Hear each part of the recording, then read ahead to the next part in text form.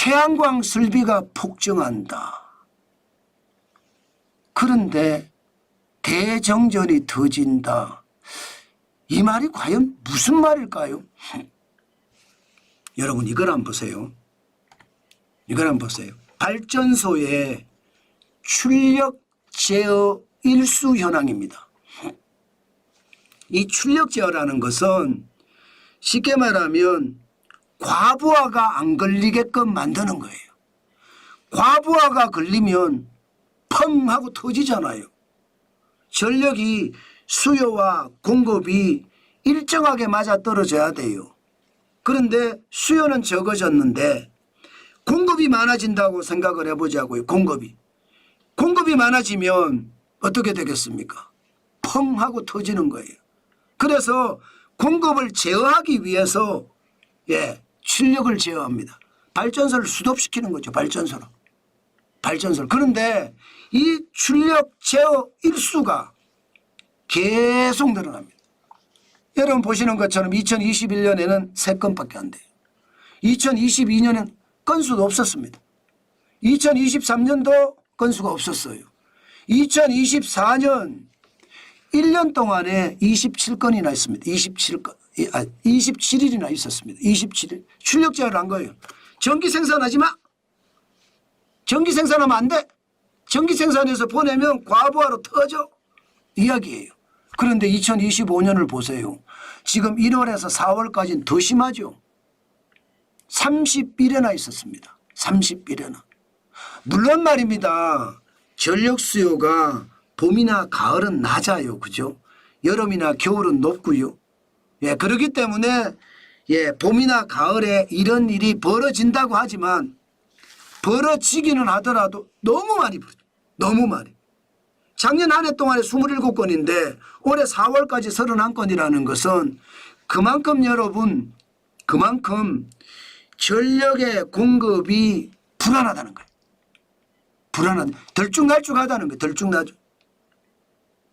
여러분 스페인 대정전 들어보셨죠? 스페인 대정전. 2025년 4월 28일에 스페인 전역에서 거의 정전이 일어나고요. 포르투갈에도 주요 도시가 정전이 일어나고 난리가 났었습니다. 지금 이게 스페인의 여러분 가게입니다. 마트입니다. 마트에 말입니다. 물건을 사러 왔는데 정전이 되니까 스마트폰에 후레쉬로 지금 물건을 찾고 있는 장면이에요. 그 정도로 말입니다. 대정전이 문제가 됐거든요.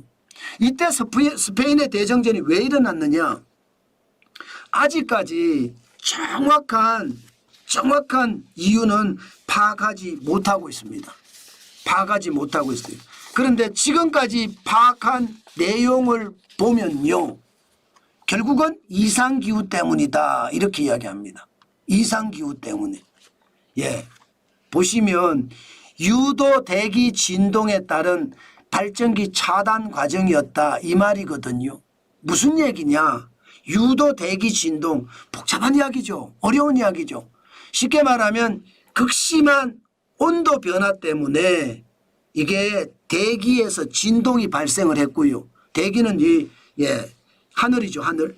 대기에서 진동이 발생을 했고 그 진동하고 발전소에서 고압선이 흘러가잖아요. 그 진동하고 동시에 맞아떨어져서 결국은 말입니다. 전류가 불안정하게 된 거예요. 전류가 불안정하게 되니까 이게 발전소가 차단을 해버린 거예요. 이상기후 때문에 이런 문제가 생겼다는 거예요. 이상기후 때문에. 그러면서 한편으로 더 자세하게 분석하는 내용을 보면 결국은요. 스페인은 재생에너지가 전체 발전량의 61.3%가 되니까 그게 이상기후로 인해서 결국은 유도 대기 진동이 터졌고 그 유도 대기 진동이 고압선에 영향을 줌으로 해서 발전소가 차단되는 그런 상황이 발생됐다. 이게 지금까지의 분석입니다. 실제로 스페인은 재생에너지가 굉장히 많습니다. 천연가스가 20.9%고요. 원자력은 굉장히 낮아요. 5.7%. 기타가 12.1%고요. 그런데 이게 우리나라에서도 문제가 될 거라는 거예요. 우리나라에서도. 왜 문제가 되느냐. 태양광 설비에 늘어나는 수가 어마어마합니다. 지금 보십시오. 태양광 발전 설비가 늘어나는 것을 보면 1년에 두 자릿수가 늘어나요. 2022년에는 14.2%가 늘어나서요. 1.1기가와트가 생산이 되고 있고요.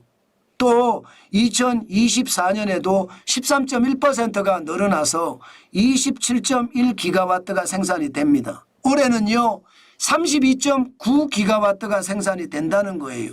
17.9%가 늘어났습니다. 문제는 여러분 아시는 것처럼 기본적으로요 태양광이라는 게 기후에 따라서 달라지잖아요. 예, 기후가 좋은 거 우리나라 같은 경우는 봄철 일반적으로 가을이 볕이 좋아요. 태양광은 굉장히 많이 생산이 돼요. 그러나 사용은 그만큼 줄어요. 에어컨도 안 틀고 온풍기도 안 틀고 봄과 가을철은 그렇잖아요. 그런데 이게 생산은 많아지고 수요는 적고 이렇게 잘못 가다가는 펑 하고 터진다. 지금 전문가들은 그렇게 예상을 하고 있습니다. 지금 정도로 계속해서 늘어난다면요. 들쭉날쭉 발전량 때문에 봄철이나 가을철에 대정전이 발생할 수도 있다. 이런 암울한 전망까지 나오는 겁니다. 이미 태양광은 대한민국에서 신재생 에너지가 10.6% 두 자리 비중을 가지고 있습니다. 석탄은 앞으로 더 줄어들 거고요. 심지어 이재명 더불어민주당 대선 후보는요. 석탄 발전 다 폐쇄한다고 하잖아요. 가스도 28.1%고요. 그리고 원자력이 31.7%인데 2006년 이후 18년 만에 1위가 됐습니다. 그런데 이것도 그냥 가만히 둔대요. 대신에 신재생 에너지만 키우겠다 이렇게 이야기했잖아요. 그렇게 되면 여러분 앞으로 어떤 일이 벌어질지 아마 여러분들도 짐작이 될 것 같습니다. 그만큼 말입니다. 이게 전력이라는 게 전력산업의 기본계획이라는 게 기본적으로는 합리적으로 잡아야 되는데 그렇지 못하는 것. 이것은 여러분 그만큼 말입니다. 저는 큰 충격이 올 수도 있겠다. 저는 그 생각을 진짜 많이 합니다. 진짜 많이 그 생각을. 이게 여러분 뭔가 균형을 맞춰서 모든 게 준비가 돼야 되는데 그렇지 못하고 균형을 못 맞춘다고 생각을 하면 그만큼 충격이 커질 수밖에 없다는 이야기인데 여러분 저는 무리한 전력산업계획 이게 문제라고 저는 생각합니다. 기본적으로 여러분 정치가 경제 영역을 침범하면 안 돼요. 정치는 돈 뿌리려고 하는 성향이 굉장히 강합니다. 표를 의식하기 때문이거든요. 경제는 그게 아니잖아요. 수요와 공급에 의해서 가격이 결정되는 게 경제예요. 여기에 정치란 놈이 들어가서 감나라 배나라 하잖아요. 그러면 가격 결정이 수요와 공급에 의해서 결정이 되는 것이 아니라 이 정치에 의해서 결정이 돼요. 그러면 정치에서 결정이 된다는 것은 여러분도 아시는 것처럼 세금 적게 나오면 좋은 거예요. 부담 적으면 좋은 거예요. 일 덜하고 돈 더 많이 받는 게 좋은 거예요. 이게 정치거든요. 수요와 공급은 완전히 개무시되고요. 지금 그런 형국이 계속되고 있다는 뜻입니다. 아마 앞으로 전력에 대해서 감나라 배나라 하는 것 이것은요. 대한민국 100년 대계가 완전히 흔들린다고 저는 봅니다. AI가 전 세계적으로 바람이 불면서 전력에 대한 어떤 안정적인 확보가 돼야 되는데 그렇지 못한 것. 그것은요. 결국 나라가 더 망해갈 수 있다는 것. 저는 여러분들에게 오늘도 진짜 말씀을 드립니다. 그만큼 여러분 충격적인 일들이 앞으로도 많이 벌어진다는 이야기예요. 그래서 저는 더 충격이다. 저는 그 말씀 여러분에게 계속 드리고 있는 겁니다.